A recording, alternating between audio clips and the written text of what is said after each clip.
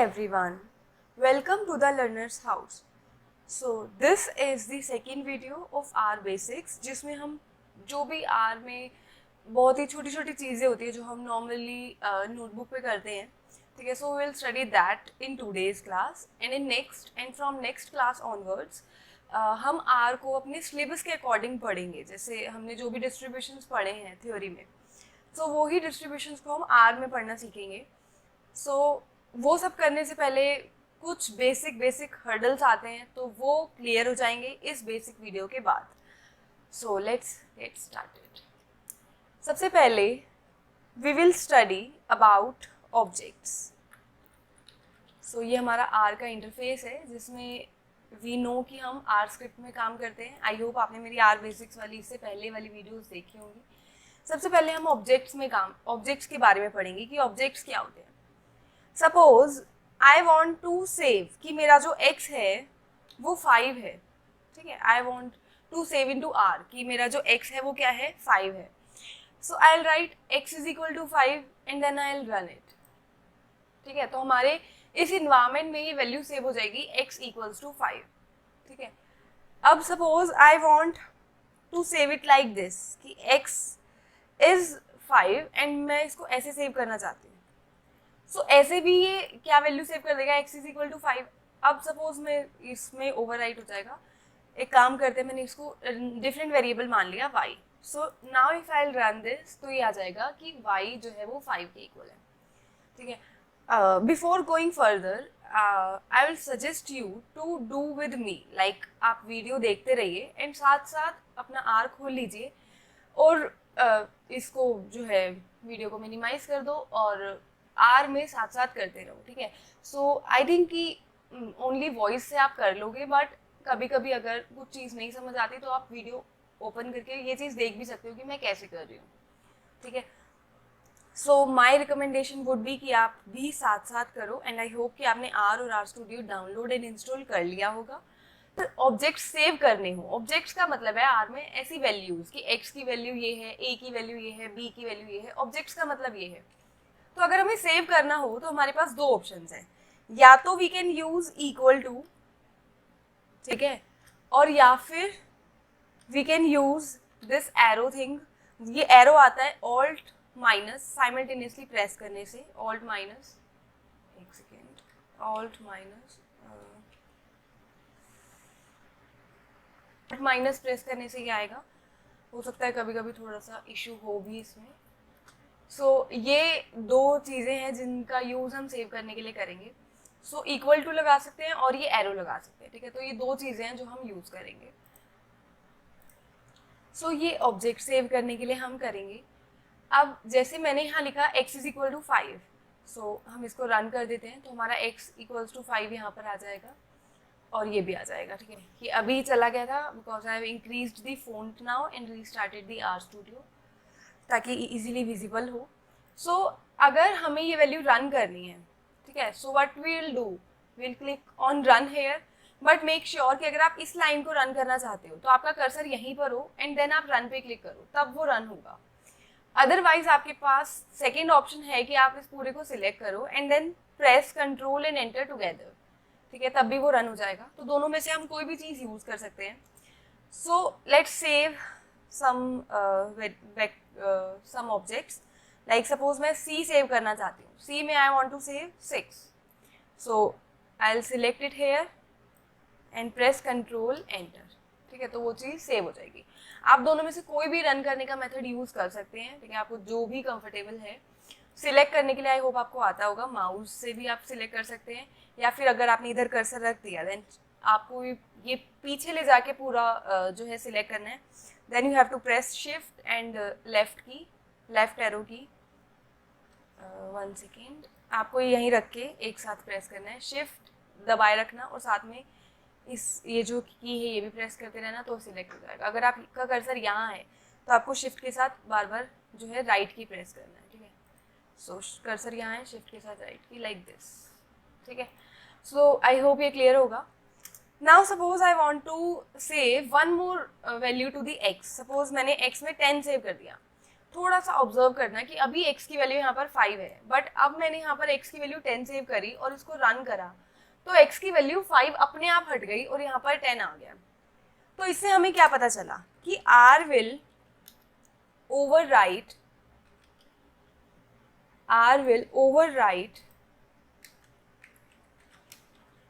the objects। मतलब अगर आपने एक सेव करा हुआ है किसी नाम से, आप उसी नाम से दोबारा एक सेव कर रहे हो, तो जो आप न्यू सेव कर रहे हो उसी पुराने में वो वैल्यू चली जाएगी, यानी कि वो x नाम के दो वेक्टर्स आपको यहाँ पर नहीं दिखाएगा, दो ऑब्जेक्ट्स यहाँ पे आपको नहीं दिखाएगा, ठीक है। वो एक वेरिएबल से एक ही वैल्यू दिखाएगा जो भी आपने असाइन करी होगी, बट वो वाली दिखाएगा जो आपने सेकेंड टाइम असाइन करी। जैसे फर्स्ट टाइम हमने x को वैल्यू दी 5, नेक्स्ट टाइम हमने वैल्यू दी x को 10, तो इसने वो वाली वैल्यू सेव कर दी जो हमने लेटेस्ट सेव करी, यानी कि 10 वाली वैल्यू, ठीक है। सो कभी भी अगर आपको दो ऐसे ऑब्जेक्ट सेव करने हो तो मेक श्योर कि आप सेम वेरिएबल से नहीं कर रहे हो, ठीक है। लाइक आप दोनों को ही x नाम नहीं दे रहे हो, ठीक है, क्योंकि वो दोनों नहीं सेव होंगे, फिर एक ही सेव होगा जो लेटेस्ट सेव किया होगा। इसके बाद सपोज अब मैंने यहाँ पे सेव तो कर दिया, लेकिन मेरे को एग्जाम में शो करना है कि मेरी x की वैल्यू 10 ही है, तो हमने सेव तो करी है, बट शो कैसे करेंगे? when we will write x here and if we run it, तो ये x की वैल्यू हमें यहाँ पर दे देगा कंसोल पार्ट में, ठीक है। सो सपोज इसका एक और वे है, और वो है प्रिंट।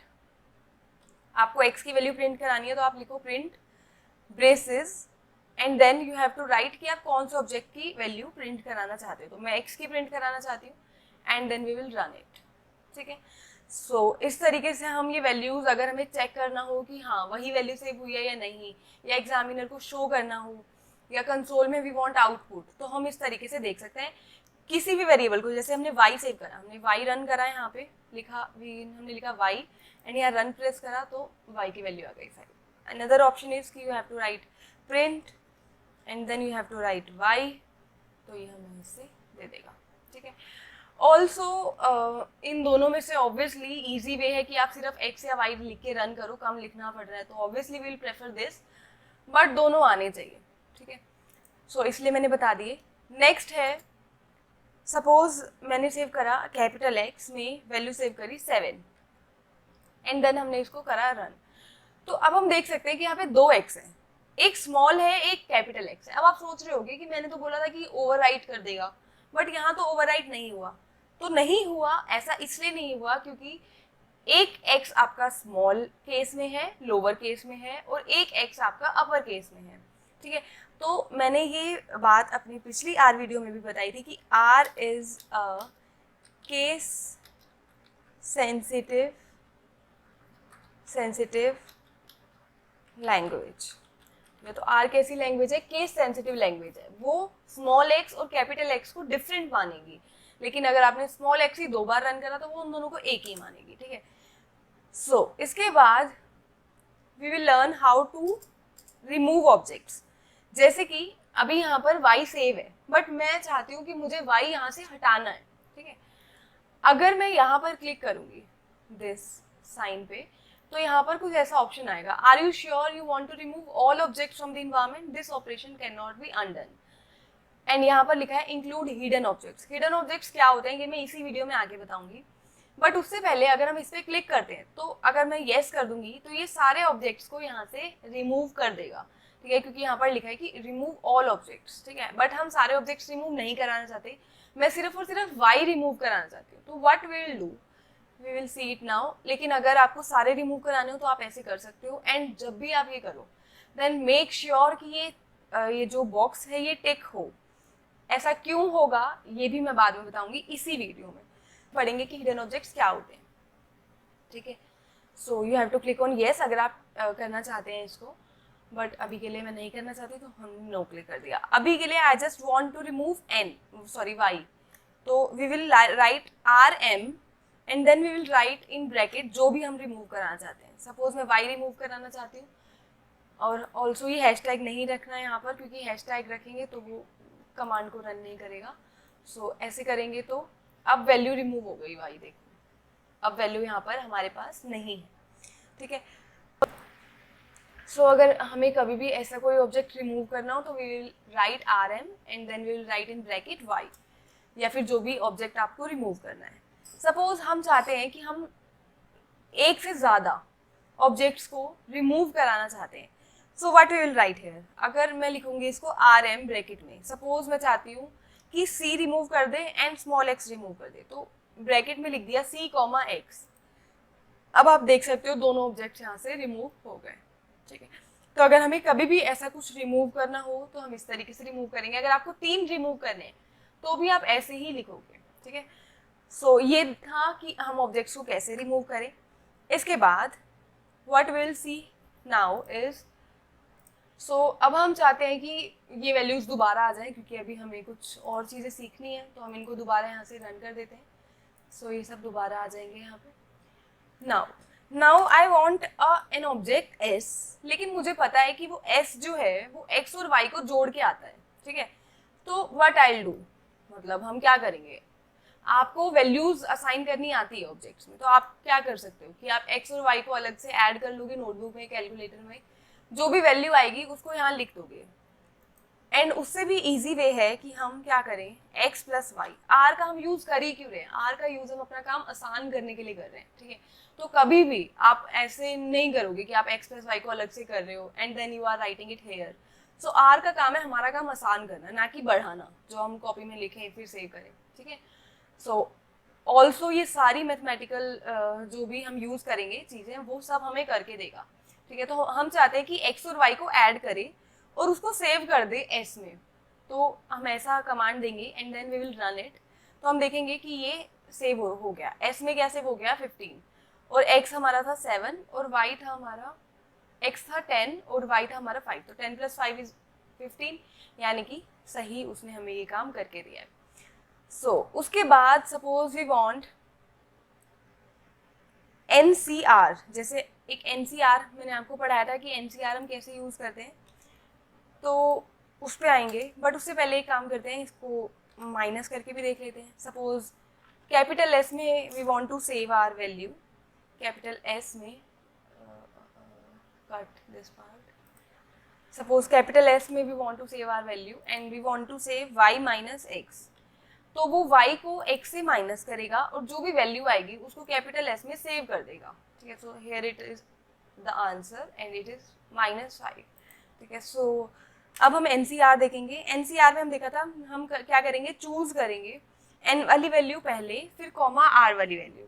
तो यहाँ पर हमारा n क्या है, सपोज मैं चाहती हूँ मेरा n हो कैपिटल X और r हो, let us put cursor here, x comma suppose c, I want कि ये क्या कर दे, x c कर दे, मतलब कि जो हमारा n है ना वो x है और जो हमारा r है वो c है, ठीक है।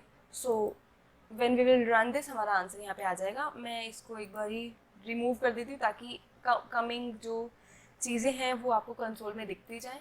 इसको दोबारा रन करते हैं, तो ये वैल्यू देखो हमें मिल गई 7, ठीक है। यानी कि हमें क्या मिला है 7C6। 7C6 को आप एनीवे सॉल्व करोगे, यही आंसर आएगा। सो ये था NCR वाली चीज़। अब हम क्या करेंगे, सपोज आई वॉन्ट कि हमें क्या कर दे, x को y से डिवाइड करके दे दे, ठीक है। और इसको मैं किसी वेक्टर में सेव करना चाहती हूँ, किसी ऑब्जेक्ट में, सपोज मैंने a लिख दिया, ठीक है। So I want to save it in a, यानी कि x को y से डिवाइड करे और उसको a में सेव कर दे, तो हम इसको ऐसे लिखेंगे। अब हम चाहते हैं a की वैल्यू क्या आई हमें देखनी है, तो हम ऐसे लिख देंगे। इसके अलावा we can write here print a, ठीक है। सो सेम आंसर आएगा ऑब्वियसली। इसके बाद मान लो कि थोड़ा सा डिफरेंट इसको करते हैं, जैसे सपोज हम c को s से डिवाइड करते हैं, c को हमने डिवाइड करा s से, हमारा आंसर आ रहा है 0.4। So let's divide small x by capital X, क्योंकि मैं एक चीज़ कराना चाहती हूँ, उसके लिए थोड़े ज़्यादा नंबर्स आने चाहिए डेसिमल के बाद, तो यहाँ पर आ रहे हैं, गुड। सो अब हम चाहते हैं कि हमें डिवाइड करके तो दे, यानी कि स्मॉल x को कैपिटल X से डिवाइड करे और उसके बाद हमें आंसर तो दे, पर हमें इतना बड़ा आंसर नहीं चाहिए। हम चाहते हैं कि डेसिमल के बाद वो सिर्फ 3 डिजिट तक आंसर दे। सो हम यहाँ पर एक कमांड यूज करते हैं जिसको बोलते हैं राउंड कमांड। अब राउंड में आप किसको राउंड कराना चाहते हो, x को कैपिटल X से डिवाइड करके जो आया उसको हम राउंड कराना चाहते हैं, बट कितने पे राउंड कराना चाहते हो, तो कॉमा लिखेंगे सपोज मैं 3 डेसिमल के बाद 3 डिजिट तक कराना चाहती हूँ, तो कॉमा 3। सो हमारा आंसर एक्सपेक्टेड क्या है, 1.428। सो लेट्स सी क्या आता है, 1.429। हाँ, क्योंकि वो 8 को उसने 9 कर दिया राउंड ऑफ करके, ठीक है। सो इसके बाद अगर आप एक काम करते, जैसे सपोज मैंने इस डिवाइड को क्यू में सेव कर दिया, तो हमारा काम थोड़ा सा आसान हो जाता। आसान में ये हो जाता कि राउंड के बाद वो यहाँ पर क्यू लिखता एंड देन कॉमा डाल के जितने भी डेसिमल प्लेसेस हम चाहते हैं, सपोज हम 3 तक चाहते हैं, तो वो 3 तक वो चीज़ हमें करके दे देता, ठीक है। सो राउंड क्यू कॉमा 3 1.429। ऐसे थोड़ा सा इजी हो गया कि हमें ये पूरी चीज़ 2 बार नहीं लिखनी पड़ी। ऑल्दो ये छोटा है तो हम लिख भी सकते हैं, बट कई कई केसेस में जैसे आगे हम जो भी कंसेप्ट पढ़ेंगे उसमें हो सकता है थोड़ा बड़ा भी आए, ठीक है। So it will be better कि हम इसको ऐसे सेव कर लें। अब कुछ मैथमेटिकल ऑपरेशंस हमने इससे पहले वाली वीडियो में पढ़े थे, जैसे कि हमने देखा था कि हम एक्सपोनेंशियल फंक्शन कैसे यूज़ करते हैं। तो हम क्या करते हैं, ई एक्स पी यूज़ करते हैं, ब्रैकेट लगाते हैं, ई रेज टू द पावर 5 चाहिए तो यहाँ पर हम 5 लिख देंगे। बट अभी we are talking about objects. तो सपोज आई वांट कि ये मुझे x का एक्सपोनेंशियल लिख के दे दे, यानी कि e raise to the power x दे दे, which is ultimately e raise to the power 10। So हम इसको रन करेंगे तो ये हमें मिल जाएगा, ठीक है। सो जो भी आपने यूज करा था अर्थमेटिक ऑपरेशंस वाले, उसमें वहां पर हम ई एक्स पी ब्रैकेट में कोई नंबर लिखते थे, तो हम उस नंबर की जगह ऑब्जेक्ट्स भी लिख सकते हैं, कोई प्रॉब्लम नहीं है। सपोज हम एल ओ जी लिखते हैं लॉग के लिए, सो यहाँ पर I am writing it y. So ये क्या करेगा, लॉग वाई दे देगा with respect to base e, ठीक है। सो इस तरीके से हम इसको कर रहे हैं। अब if we run it here then ये वैल्यू हमें आ जाएगी। ये अल्टीमेटली क्या है, L N Y, until and unless I specify base here, ठीक है। बाय डिफॉल्ट वो बेस ई लेता है, ठीक है। सो अगर आपको बेस कुछ और चाहिए तो वो भी हम लिख सकते हैं। कैसे लिख सकते हैं, suppose I want log y दे दे और बेस ले ले एक्स, ठीक है, तो ये वैल्यू हमें दे देगा। So let me remove this. So now will run it again here. So ये क्या देगा, लॉग वाई देगा और बेस एक्स पे देगा, ठीक है। सो ये थे कुछ अर्थमेटिक ऑपरेशंस जिसको हमने नंबर्स में करा और अब हमने उन्हीं को ऑब्जेक्ट्स में करा। नेक्स्ट टॉपिक है हमारा यहाँ पे नेमिंग कन्वेंशंस। नेमिंग कन्वेंशंस, ठीक है। सो नेमिंग कन्वेंशंस है।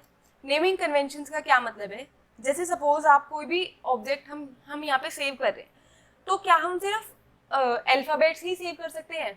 मतलब ऐसा कुछ नहीं है कि क्या हम x.1 सेव कर पाए, मतलब दोनों का कॉम्बिनेशन हो, अल्फाबेट का भी और न्यूमेरिक वैल्यू का भी। तो ऐसे suppose I want to save 8 here, so will write x.1 and हम सेव कर रहे हैं इसमें 8, तो हम देखेंगे ये वैल्यू हमारी यहाँ पे आ गई, यानी कि हम अल्फाबेट और न्यूमेरिकल नंबर का जो कॉम्बिनेशन है उससे बना सकते हैं और बीच में हम डॉट भी लगा सकते हैं। नाउ हम अंडरस्कोर लगा के देखेंगे। सपोज मैंने ऐसे सेव करा इसमें 5, ठीक है। सो यहाँ पे सेव करा 5 and when we will run it here तो ये वैल्यू भी यहाँ पर सेव हो गई 5, ठीक है। तो वो चीज़ हमें यहाँ पर मिल गई है। बट अब suppose I want it to save like this. Suppose मैं चाहती हूँ कि पहले अंडरस्कोर ले ले फिर x ले ले, ठीक है। सो अब ये बोल रहा है कि अनएक्सपेक्टेड इनपुट, एक सेकेंड, इसमें हमने पूरा रन ही नहीं किया वैसे, 10। सपोज मैं चाहती हूँ अंडरस्कोर एक्स में 10 वैल्यू सेव कर दे, तो ये नहीं सेव होगा, यानी कि अंडरस्कोर में आप ऐसे लोगे तो ये वैल्यू नहीं आएगी, यानी कि आपको जो है कॉम्बिनेशन कुछ इस टाइप से बनाना पड़ेगा। सो ये इस टाइप की वैल्यू उसको आर नहीं समझ पाएगा। लेकिन सपोज मैं चाहती हूँ डॉट एक्स, कि डॉट एक्स को वो ले ले 10, ठीक है। तो डॉट एक्स में यहाँ तो सेव हो गया, आर एरर नहीं आया, आप कंसोल में देख सकते हो। लेकिन एक बार आप इस ग्लोबल इन्वायरमेंट में देखो कि आपको कहीं पर भी डॉट एक्स वाली वैल्यू दिख रही है? नहीं दिख रही, ना ही इसने ओवरराइट किया क्योंकि पहले भी ऐसा नहीं था। सो मैं देखना चाहती हूँ कि क्या ये वैल्यू सच में आई है ग्लोबल इन्वायरमेंट में, क्योंकि हमें तो दिख नहीं रही। तो हम क्या करेंगे, प्रिंट डॉट एक्स कर देंगे। सो हमने जब प्रिंट डॉट एक्स किया तो हम देख रहे हैं कि ये वैल्यू हमें दिखा रहा है, इसका मतलब वो हमें बता रहा है कि ये वैल्यू सेव हो चुकी है ग्लोबल इन्वायरमेंट में, तभी तो यहाँ पे प्रिंट करने पे वो दे रहा है, लेकिन दिख नहीं रही। अब ना दिखने पे रीजन क्या है कि जब हमने इसको यहाँ पे क्लिक किया था तो हमने देखा था यहाँ पे आ रहा था इंक्लूड हिडन ऑब्जेक्ट्स। सो ये हिडन ऑब्जेक्ट्स क्या होते हैं? ये हिडन ऑब्जेक्ट्स यही होते हैं। अगर आप पहले डॉट लेने के बाद कोई अल्फाबेट या ऐसा कुछ भी लेते हो तो वो ऑब्जेक्ट सेव हो जाएगा। और वो कैसा ऑब्जेक्ट सेव होगा? हिडन ऑब्जेक्ट, यानी कि वो सेव तो होगा लेकिन आपको वो दिखेगा नहीं, ठीक है। So I will always prefer कि आप कभी भी ऐसी कोई भी वैल्यू सेव ना करो जो आपको नहीं दिख रही है, ठीक है। सो इसीलिए जब भी आप यहाँ पर करते हो तो अगर डॉट एक्स की वैल्यू, अगर मान लो मैं इसको हटा दूँ तो ये सारी वैल्यूज को हटा देगा यहाँ से, लेकिन डॉट एक्स वाली वैल्यू अभी भी इसके अंदर रहेगी, ठीक है। तो हाँ, लेकिन हम चाहते हैं कि वो सारी वैल्यूज हटा दे, जो दिख रही है वो भी हटा दे, जो नहीं दिख रही वो भी हटा दे। तो इसलिए हम यहाँ पे हमेशा टिक रखते हैं, ठीक है। सो इसके बाद suppose I wanted to like this 1.x, मैंने 1.x में वैल्यू सेव करी 8। सो अब अगर हम इसको रन करेंगे तो ये भी अभी हमें नहीं देगा, यानी कि आप अल्फ़ाबेट और न्यूमेरिक का कॉम्बिनेशन ले सकते हो, बट आप ऐसा कॉम्बिनेशन नहीं बना सकते कि पहले न्यूमेरिकल वैल्यू हो फिर अल्फ़ाबेट हो, ठीक है। तो आप इस टाइप के कॉम्बिनेशंस नहीं बना सकते, ठीक है। एंड अगर आप सिर्फ डॉट एक्स लिखोगे तो वो क्या करेगा? उसको हिडन ऑब्जेक्ट में सेव कर देगा। सो आई होप यहाँ तक समझ आया होगा। यहाँ तक हमने जितना भी पढ़ा ये पूरा ऑब्जेक्ट्स से रिलेटेड है, ठीक है। अभी हमने आर में ऑब्जेक्ट्स को ऐड करना देखा, ऑब्जेक्ट्स को रिमूव करना देखा, ठीक है। हिडन ऑब्जेक्ट्स देखे, कैसे ये कन्वेंशन नाम कैसे रखें, अल्फ़ाबेट और न्यूमेरिक का कॉम्बिनेशन हो बट किस तरीके से हो कॉम्बिनेशन, एक्सपोनेंशियल लॉग देखा, राउंड फंक्शन देखा, वैल्यूज प्रिंट कैसे करते हैं वो देखा, एंड NCR वाला फंक्शन देखा, चूज वाला, ठीक है। सो इस तरीके से ये पूरा ऑब्जेक्ट से रिलेटेड था। अब आगे जब भी हम चैप्टर्स करेंगे तो इन सब से हमें मतलब हेल्प मिलेगी अगर आपने ये सारी चीज़ें कर ली हैं, ठीक है। तो उसमें कभी भी प्रॉब्लम नहीं आएगी। तो इसके बाद एक नया टॉपिक है, वो है वेक्टर्स। सो पहले हम ये सारा डिलीट कर देते हैं, Ctrl+L, कंसोल पार्ट क्लियर हो गया। एंड हम चाहते हैं कि ये सारी वैल्यूज़ भी यहाँ से हट जाएं, तो इसको भी हटा देते हैं क्योंकि that is a complete new topic. We can remove this here also. अभी आपने जैसे ही काम किया तो आप चाहते हो इसको सेव करना फॉर फ्यूचर रेफरेंसेस, कि अब आपने मान लो अभी टॉपिक पढ़ा कि आर को एज एन ऑब्जेक्ट कैसे यूज करते हैं, ठीक है। तो आप अब क्या चाहते हो? आप अब चाहते हो कि आप इसको मतलब अगर आप कभी फ्यूचर में वीडियो कुछ भी टॉपिक पढ़ना है तो आप बार बार वीडियो नहीं देखोगे, आप चाहते हो कि आप एक क्विक रिवीजन कर लो बस, ठीक है। तो उसके लिए हम वीडियो नहीं देखेंगे, हम क्या करेंगे, जो भी आपने वैल्यू सेव करी, यानी कि जो भी आपने काम किया यहाँ पे, जितना भी काम किया वो सारा काम आपका कंसोल में आ गया, जिसमें आपके इनपुट आउटपुट सब आ गए। तो आई वुड सजेस्ट यू कि जैसे आपने सारा काम कर लिया ना, आप पहले कंसोल को क्लियर कर दो, लेकिन स्क्रिप्ट को क्लियर मत करो। उसके बाद आप पूरी स्क्रिप्ट को सिलेक्ट करो एक साथ और उसके बाद रन कर दो, फिर कंसोल में सब कुछ आ जाएगा। उसके बाद आपको क्या करना है, कंसोल से सब कुछ कॉपी करना है, वर्ड में जाके पेस्ट कर देना है। पेस्ट करने के बाद वर्ड फाइल को ही सेव कर दो, क्योंकि अगर आप इसमें सपोज मैं आर को ही सेव करूँ, जैसे यहाँ पे सेव करने का ऑप्शन है, तो सपोज मैं इसको सेव एज करूँगी तो वो क्या करेगा, स्क्रिप्ट वाली सारी चीज़ों को सेव कर देगा, ठीक है। आपको सिर्फ इनपुट्स मिलेंगे, आपके आउटपुट्स नहीं मिलेंगे, और आपको बाद में फिर से रन करना पड़ेगा। लेकिन अगर आप if you are doing quick revision, तो यू वांट कि आपके पास इनपुट भी हो आउटपुट भी हो, ताकि आप हर चीज़ एनालाइज कर सको। सो आई वुड सजेस्ट कि आप इसको वर्ड फाइल में ही सेव करो। So our next topic is vectors. अब हम देखेंगे वेक्टर्स क्या होते हैं, आर में इनको कैसे यूज करते हैं। सपोज एक्स एक वेक्टर है, इसको मैं वेक्टर क्यों बोल रही हूँ, क्योंकि मैं चाहती हूँ इसमें 4 वैल्यूज स्टोर हो। जैसे अभी ऑब्जेक्ट्स में हमने क्या देखा, हमने एक वैल्यू सेव करी, 1 2 3 5 7 8 9, ऐसे हमने बहुत सारी वैल्यू सेव करी। बट आई वॉन्ट कि मैं इसमें 4 वैल्यूज सेव करना चाहती हूँ। तो हम 4 वैल्यूज कैसे सेव करेंगे? 4 वैल्यूज सेव करने के लिए हम यूज करते हैं यूज सी का मतलब होता है ये पूरा क्या कर देता है, उन सारी वैल्यूज को कंबाइन करके एक ही में सेव कर देता है, ठीक है। So we will write C here. अब सी के बाद आपको क्या करना है, ब्रैकेट लगाना है। किन किन, सी तो आपने लिख दिया, यानी कि वो अब कंबाइन तो कर देगा, पर किसको कंबाइन करेगा ये तो आप ही स्पेसिफाई करोगे ना कि वो किसको कंबाइन करे। सो आप चाहते हो कि ये यहाँ पे क्या करे, 2 ले 4 ले 2 3 4 5। सपोज मैं चाहती हूँ ये 4 वैल्यूज मुझे एक ही साथ चाहिए, मतलब मुझे एक्स एक ऐसा वेक्टर चाहिए जिसमें ये 4 वैल्यूज हो, 2 3 4 5, ठीक है। तो इसको ऐसे लिखा है यहाँ पे, and then we have run this, ठीक है। तो अब हमने इसको रन कर दिया। तो हम अपने ग्लोबल इन्वायरमेंट में देखें तो थोड़ा सा डिफरेंट सिनेरियो हमें यहाँ पे दिख रहा है जिसमें यहाँ x लिखा है और यहाँ पर वो 4 नंबर्स लिखे हैं। अब ये इसको पढ़ना कैसे है, इसका मतलब है NUM का मतलब है कि न्यूमेरिक वैल्यूज है, यानी कि वैल्यूज कैसी है, एज अ नंबर वैल्यूज है। और 1 कॉलन इसको बोलते हैं कॉलन, सो 1 कॉलन 4 इसका मतलब है कि 4 वैल्यूज है, यानी कि 4 न्यूमेरिक वैल्यूज है। ठीक है, तो इसका मतलब है न्यूमेरिक, दिस मीन्स 1 से 4 तक, यानी कि 4 वैल्यूज हैं। और वो 4 वैल्यूज है क्या, 2, पहली वैल्यू है 2, दूसरी वैल्यू है 3, तीसरी है 4 एंड चौथी है 5। तो ऐसे वो वेक्टर्स को सेव करेगा। अब सपोज मैं एक और वेक्टर सेव करना चाहती हूँ y, जिसमें आई वॉन्ट कि यहाँ पर ये क्या ले ले, 6 ले ले, 7, 8, 9। ठीक है, तो आप जो भी वैल्यूज आप चाहते हो आप उसको यहाँ पे रन कर दो। नाउ आई वॉन्ट कि ये z भी सेव कर दे। z में आई वॉन्ट कि 8 ले ले और 9 ले ले, बस, और कोई वैल्यू मैं यहाँ पे नहीं सेव करना चाहती। ठीक है, so when we will run this, z हमें कुछ इस तरीके से दिख जाएगा। ठीक है, तो कभी भी हमें वेक्टर सेव करने हो तो हम क्या करेंगे, c का यूज करेंगे, जिसमें हमने अभी 3 वेक्टर सेव करके देखे, x, y और z। Now suppose I want to add these vectors, so अब हम देखेंगे एडिशन ऑफ वेक्टर्स। ठीक है, सो वेक्टर्स की एडिशन कैसे होगी वो देखते हैं। सपोज आई वॉन्ट कि ये x को y से जोड़ दे। अब ये जोड़ेगा कैसे, यहाँ पे 4 वैल्यूज हैं, अगर एक वैल्यू होती, सपोज x में सिर्फ 2 होता और y में सिर्फ 6 होता, तो ऐड करके आपको 8 दे देता, वो बात खत्म।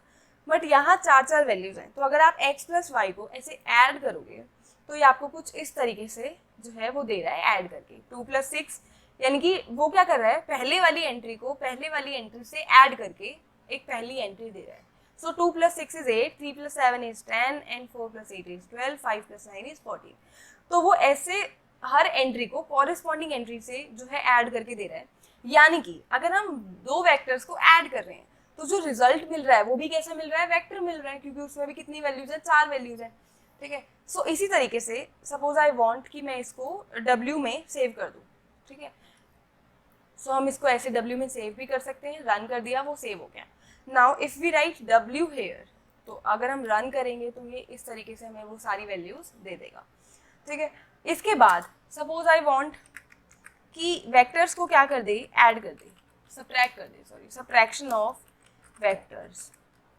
सो सपोज आई वॉन्ट कि ये क्या कर दे, m नाम का एक वेक्टर दे दे और उसमें क्या कर दे, z को w से माइनस कर दे।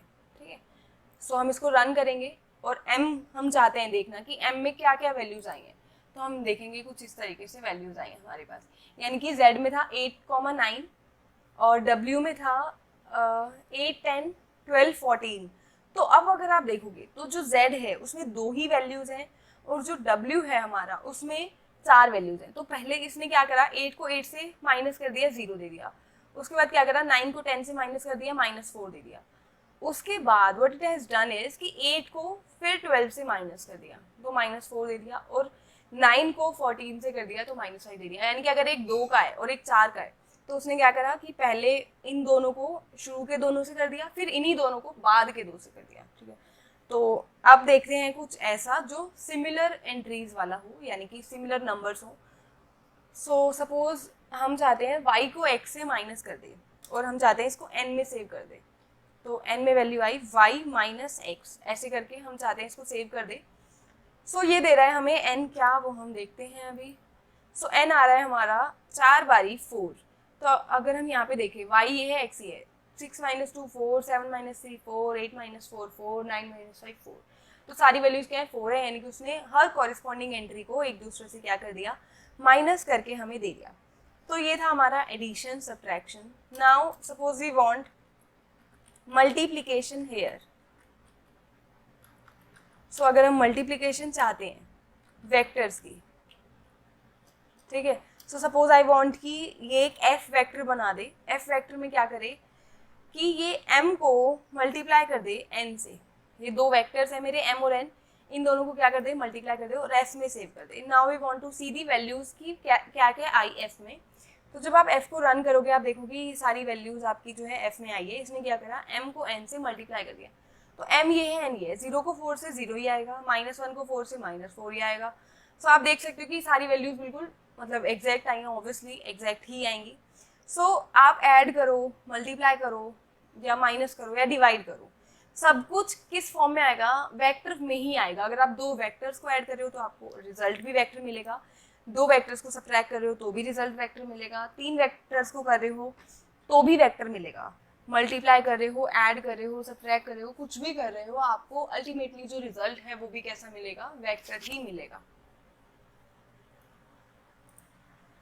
सो सपोज हम डिवाइड करना चाहते हैं, वी वांट एक वेक्टर बना दे h जिसमें क्या करे, m को n से डिवाइड कर दे, ठीक है। So you will write m/n, ये क्या कर देगा, डिवाइड कर देगा। उससे पहले late me clear the console part. So I hope आपको पता होगा कि कंसोल पार्ट क्लियर करने के लिए Ctrl+L प्रेस करते हैं।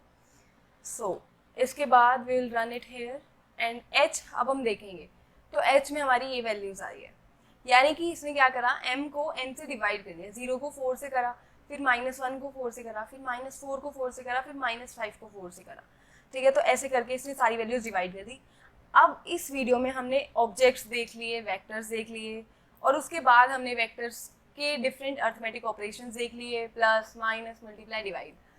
सो अब सपोज वी वांट टू सी कि अगर हम लॉग अप्लाई करें x में तो ये कैसे करके देगा। लॉग x में इसने क्या करा, x में 4 वैल्यूज हैं तो पहले इसने log 2 लिया, वैल्यू दे दी, log 3 लिया, वैल्यू दे दी, ऐसे कर करके सारी वैल्यूज का log ले लिया।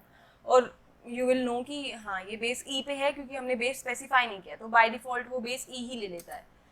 log देख लिया, अब इसके बाद exponential, suppose we want exponential z दे दे हमें, तो इसने क्या करा, पहले z हमारा ये है तो इसने e⁻8 करा, ये वैल्यू दे दी, देन इसने क्या करा, e⁻9 करा और ये वैल्यू दे दी, ठीक है। तो अगर आप प्लस माइनस मल्टीप्लाई डिवाइड के अलावा लॉग अप्लाई करो या एक्सपोनेंशियल अप्लाई करो तो भी वो क्या करेगा, वेक्टर ही इन रिजल्ट आपको देगा। इसके बाद नेक्स्ट हम पढ़ेंगे सीक्वेंस। सो सीक्वेंस क्या होती है, आई होप कि आप सब ने सीक्वेंस पढ़ी होगी, 9th-10th में या 11th में भी है सीक्वेंस। सो मैथ्स में हमने ये सीक्वेंस पढ़ी है कि सीक्वेंस क्या होती है, AP GP ये सब हमने पढ़ा है, ठीक है। सो सपोज मैं चाहती हूँ कि मेरे को एक सीक्वेंस चाहिए जिसमें जैसे यहाँ पर हम जो भी वेक्टर सेव करते हैं उसमें कुछ गिनी चुनी वैल्यूज हैं, जैसे 4 वैल्यूज है, 2 वैल्यूज है, तो हम ये वैल्यूज इजीली लिख सकते हैं। अगर हमें 4 वैल्यूज लिखनी है हम लिख सकते हैं, अगर हमें 1000 वैल्यूज लिखनी है तो हम कैसे लिखेंगे। सो लिख वो भी लेंगे पर मतलब ऐसे मैन्युअली एक एक वैल्यू टाइप करना इज वे कॉम्प्लेक्स, बट ऐसा बिल्कुल नहीं करेंगे क्योंकि अगर हमें एक एक वैल्यू ही लिखनी हो तो हम आर पे आए ही क्यों, हम कॉपी पे ही नहीं क्यों नहीं कर लेते। तो आर हमारा काम हर तरीके से आसान करेगा, ठीक है।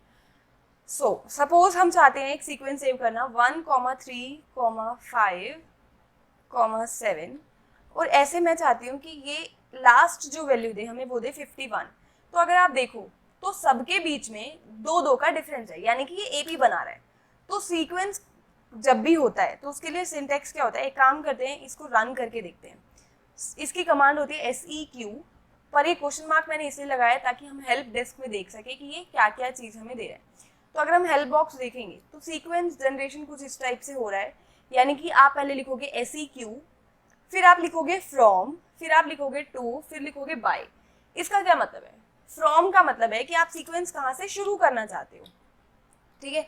तो अगर मैं अपनी सीक्वेंस देखूं जो मुझे आउटपुट में चाहिए तो उसके अकॉर्डिंग एक सेकेंड FROM, हाँ। सो फ्रॉम मुझे चाहिए कहाँ से शुरू करना है, मैं कहाँ से शुरू करना चाहती हूँ, I want it to get started from 1, ठीक है। मैं चाहती हूँ कि 1 से स्टार्ट करे।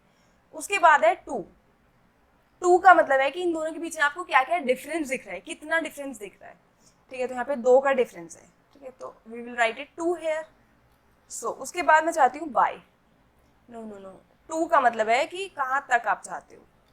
सो 2 का मतलब है कहाँ तक चाहते हो 51, बाय का मतलब है कि इनके बीच में क्या डिफरेंस है।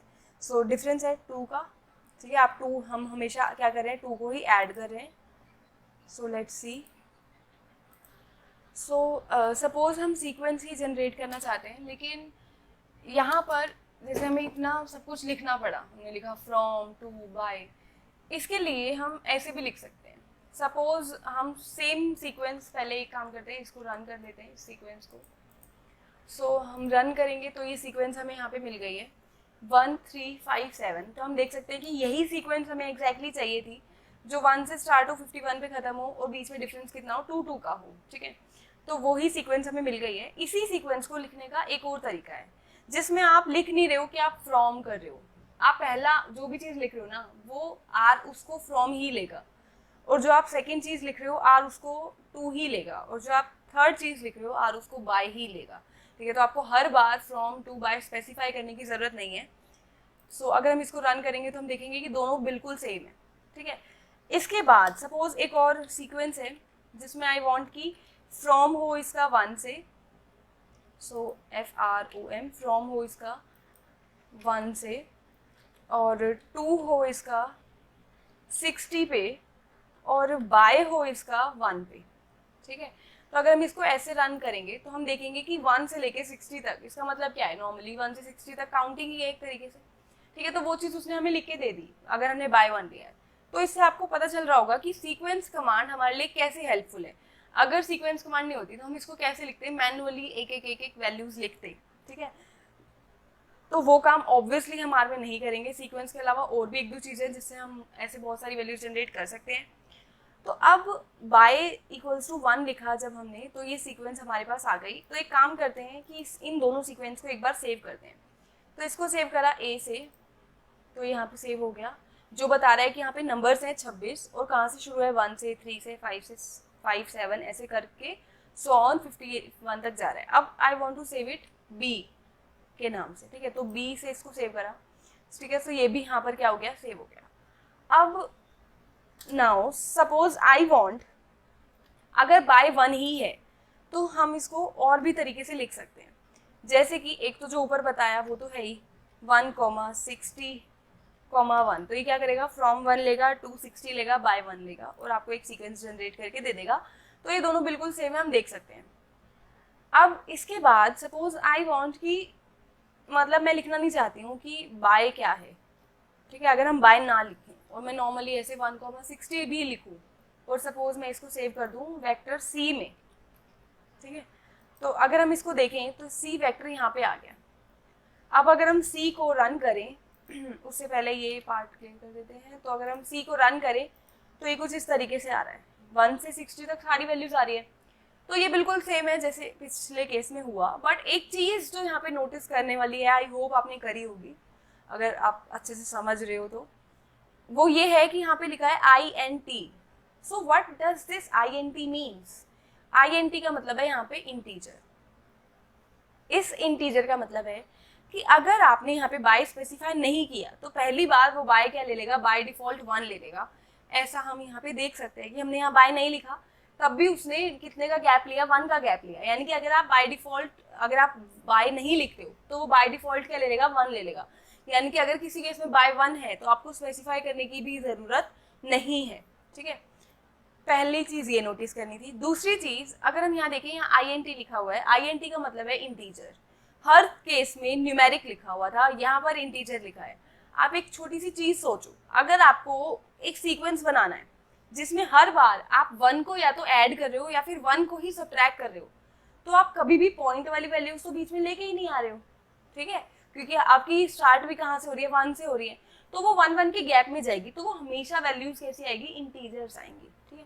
तो इसीलिए यहाँ पे INT लिखा हुआ है। अब जो ऊपर केसेस हैं उनमें हो सकता है वो इंटीजर हो और हो सकता है इंटीजर ना भी हो, इसीलिए वो NUM यानी कि न्यूमेरिक वैल्यू लिखते हैं कि वो न्यूमेरिक होगी। अब वो इंटीजर हो, रैशनल नंबर हो, कोई फर्क नहीं पड़ता उसको, ठीक है। जैसे यहाँ पर हम देख सकते हैं कि यहाँ पर जो है डेसिमल वाली वैल्यू है और यहाँ पर क्या लिखा है, NUM यानी कि न्यूमेरिक वैल्यू, वो बता रहा है हमें कि न्यूमेरिक है वैल्यू, ठीक है। सो इस तरीके से हम लिखेंगे। इसके अलावा अगर बाय 1 हो तो इसके लिखने के और भी तरीके हैं। जैसे आप लिख दो, सपोज मैं चाहती हूँ 1 से 20 तक वैल्यूज दे, तो आप नॉर्मली लिखो C1:20। आपको जहाँ से जहाँ तक की भी चाहिए, मेरे को 1 से 20 तक की चाहिए तो 1:20 लिख लिया, और उनका कॉम्बिनेशन चाहिए तो आपने लिख दिया यहाँ पर C, ठीक है। सो वो क्या कर देगा, आपको 1 से 20 तक सारी वैल्यूज दे देगा और बाय को अपने आप 1 ले लेगा। यानी कि अगर बाय 1 हो तो आप उसको इस तरीके से भी लिख सकते हो, पहला मेथड। दूसरा मेथड ये नीचे वाला। तीसरा मेथड दिस वन, बाय आप नहीं लिखो। और तीसरा मेथड आप सीक्वेंस कमांड ही नहीं यूज करो, नॉर्मली कॉलन कमांड से इस चीज को लिख दो। या फिर आप नॉर्मली ऐसे लिख दो 1 colon, suppose you are writing 1 colon, give me a second, shift के साथ, हाँ, so 1 colon 20, so now it will give you these values. तो ये दोनों सेम है, आप सी लिखो आप सी नहीं लिखो, तो इसका मतलब है कि अगर हमारे पास बाय 1 होता है तो हमारे लिए ये चीज़ थोड़ी सी क्या हो जाती है, आसान हो जाती है, ठीक है। इसके बाद नेक्स्ट चीज़ हम देखेंगे कि सपोज हमने वेक्टर्स बना तो लिए, अब मैं जानना चाहती हूँ कि उस वेक्टर में कितनी वैल्यूज आई हैं। ऑल्दो हम यहाँ से देख सकते हैं लिखा हुआ है, बट सपोज हम नॉर्मली जो है अपने आउटपुट में देखना चाहते हैं कि हमारे पास कितनी वैल्यूज आई हैं, तो उसको हम कैसे निकालते हैं, उसको हम निकालते हैं लेंथ कमांड से। सो लेंथ कमांड हम यहाँ पे जो है यूज करेंगे। सो लेंथ कमांड से हम कैसे निकालेंगे, जैसे सपोज मैं जानना चाहती हूँ कि y में कितनी वैल्यूज हैं, ऑल्दो आई कैन सी की 4 हैं, तो अगर हम ऐसे जानना चाहते हैं तो हम क्या करेंगे, लेंथ ब्रैकेट में जिसमें भी आप वैल्यूज काउंट करना चाहते हो वो आप लिख दो। यहाँ पे मैं y में वैल्यूज देखना चाहती हूँ कि कितनी है, ठीक है, तो मैंने लिख दिया लेंथ ब्रैकेट में y, ठीक है। और अगर हम इसको रन करेंगे तो ये वैल्यू कितनी आ गई, 4 आ गई, यानी कि उसने बता दिया हमें कि y में टोटल कितनी वैल्यूज है, 4 वैल्यूज है। ऐसे ही सपोज हम z में काउंट करना चाहते हैं, लेंथ ब्रैकेट में z, तो इसकी कमांड हो जाएगी लेंथ ब्रैकेट z, तो आप इसको रन करोगे, वो z में कितनी वैल्यूज हैं, यहाँ पे 2 वैल्यूज हैं, उसने भी हमें बता दिया कितनी है, 2 है, ठीक है। तो इस तरीके से ये चीज़ हम देखेंगे। अगर हमें कभी भी लेंथ देखनी हो कि वो कितनी है तो हम इस तरीके से देखेंगे। इसके बाद सपोज नेक्स्ट है हमारा टॉपिक इंडेक्सिंग। इंडेक्सिंग में हम क्या करते हैं, जैसे यहाँ पर जो b है मेरा उसमें 60 वैल्यूज है, पर मुझे 60 की 60 वैल्यूज मेरे आउटपुट में नहीं चाहिए, आई वॉन्ट कि मेरे को 5th वैल्यू दे दो b की। तो हम क्या करेंगे, b, अब आपने कंडीशन स्पेसिफाई करी कि आपको 5th वैल्यू चाहिए, कंडीशन क्या स्पेसिफाई करी कि आपको 5th वैल्यू ही चाहिए, किसकी चाहिए, b की चाहिए। तो जब भी हम r में कंडीशन स्पेसिफाई करते हैं कि ये चीज़ बड़ी हो, ये चीज़ छोटी हो, या फिर यही हो एग्जैक्टली, तो हम क्या करते हैं, स्क्वायर ब्रैकेट्स का यूज करते हैं। सो सपोज आई वांट b, जो b मेरा वेक्टर है उसमें 5th वैल्यूज आई वांट, तो 5th b स्क्वायर ब्रैकेट में 5 लिख दिया, तो ये क्या करेगा, हमें 5th वैल्यू दे देगा, ठीक है। तो b हमारा यहाँ पर था, b वॉज हेयर, तो हम देख सकते हैं कि 1 2 3 4 5, 5th वैल्यू क्या है, 5 ही है, ठीक है। सो इस तरीके से हम यहाँ पे इंडेक्सिंग कर सकते हैं। लेकिन अब मान लो कि मेरे को 2 वैल्यूज एक साथ चाहिए, ठीक है, तो सपोज y की मेरे को 2 वैल्यूज चाहिए, एक सेकेंड वैल्यू और एक चाहिए 3rd वैल्यू, ठीक है। तो हम इसको ऐसे लिखेंगे और रन करेंगे, तो ये हमें नहीं दे रहा ये वैल्यू, ये बोल रहा है इनकरेक्ट नंबर ऑफ डायमेंशंस। अब इस इनकरेक्ट नंबर ऑफ डायमेंशंस का क्या मतलब है, इनकरेक्ट नंबर ऑफ डायमेंशंस ये क्या समझ रहा है, आर क्या समझ रहा है, इसको आर समझ रहा है कि आपको सेकेंड रो में 3rd कॉलम की वैल्यू चाहिए, ठीक है। तो ये पहली वाली वैल्यू को एज अ रो ट्रीट करेगा, दूसरी वैल्यू को कॉलम ट्रीट करेगा, लेकिन हमारे y में तो ऐसा कुछ है ही नहीं, हमारा y is just normal vector, तो यहाँ पे तो रो कॉलम जैसा कुछ भी नहीं है। तो अगर ऐसा ना हो, अगर रो कॉलम वाली चीज है तो आप तो ऐसे ही लिख सकते हो, अगर रो कॉलम वाली चीज नहीं हो तब आपको सेकेंड और थर्ड दोनों वैल्यूज चाहिए, तो आप क्या करोगे, सी में इस पूरे को कंबाइन कर दोगे, यानी कि आप क्या चाहते हो कि सेकेंड और थर्ड वैल्यू को कंबाइन कर दे और फिर वो आपको दे दे y में से उसको निकाल के, ठीक है। तो आप इसको रन करोगे तो आप यहाँ देखोगे सेकेंड वैल्यू है 7, थर्ड वैल्यू है 8, तो उसने आपको दे दिया 7,8, ठीक है। सो इस तरीके से हम यहाँ पे इंडेक्सिंग करते हैं। ये हमने 2 वैल्यूज के लिए करी, अगर हमें 3 वैल्यूज करनी है वो भी हम इस तरीके से कर सकते हैं। सपोज मैं चाहती हूँ कि ये क्या करे, W में से हमें वैल्यूज दे दे, पर कौन सी वैल्यू दे दे, सपोज वी वांट कि 1 से लेके 3 तक, 1 कॉलन 3 का मतलब क्या है, 1 से लेके 3 तक की वैल्यूज को कंबाइन करे, W में से निकाल के दे दे। तो अब इसने क्या करा, 1 से 3 तक की वैल्यूज को हमने दे दिया, ठीक है। तो हम इस तरीके से भी इस चीज़ को लिख सकते हैं। नाउ सपोज मैं चाहती हूँ कि ये मुझे z में से जितनी वैल्यूज हैं सारी दे दे, z में तो 2 ही है, तो सपोज y ले लेते हैं कि y में से सारी वैल्यूज दे दे, पर सेकंड वैल्यू नहीं चाहिए हमें। तो जब भी हमें ऐसा कुछ चाहिए हो कि उसमें से एक वैल्यू पर्टिकुलर है जो आपको नहीं चाहिए और बाकी सारी आपको चाहिए, तो y में से चाहिए तो y स्क्वायर ब्रैकेट। अब आप चाहते हो कि सेकंड वैल्यू ना दे, अगर आप 2 लिखोगे तो वो आपको सेकंड वैल्यू ही देगा, अगर आप -2 लिखोगे तो इसका मतलब है कि वो आपको सेकंड वैल्यू नहीं देगा, ठीक है। तो इस तरीके से हम इस चीज़ को लिखेंगे। सो हम रन करेंगे तो ये आएगा 689। Let me clear the console and show you this. So ये आएगा 689। तो 689 हम यहाँ पे देख सकते हैं कि इसने क्या करा, सेकेंड वैल्यू नहीं दी, 7 वैल्यू नहीं दी और फर्स्ट, थर्ड और फोर्थ वैल्यू हमें दे दी बस। ठीक है, तो इस तरीके से हम यहाँ पे क्या करते हैं, इंडेक्सिंग करते हैं। नाउ सपोज कि मैं चाहती हूँ कि ये क्या करे, सपोज मैं चाहती हूँ एच में से जो है, चलो एक काम करते हैं, एच रहने देते हैं, थोड़ी बड़ी लेते हैं। जैसे ए है, इसमें 26 वैल्यूज है। सो मैं चाहती हूँ कि ये ए में मुझे कौन सी वैल्यूज दे, वो वाली वैल्यूज दे जो बड़ी हैं या इक्वल है 15 की। ठीक है, मैं ये निकालना चाहती हूँ, मेरे को सिर्फ वही वैल्यूज चाहिए जो 15 है या फिर 15 से बड़ी है।